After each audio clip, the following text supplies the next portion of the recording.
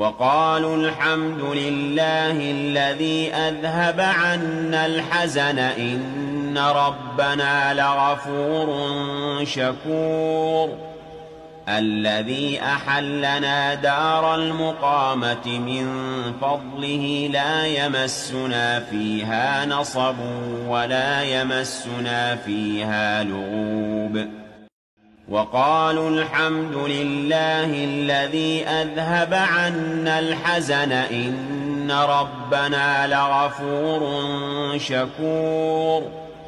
الذي أحلنا دار المقامة من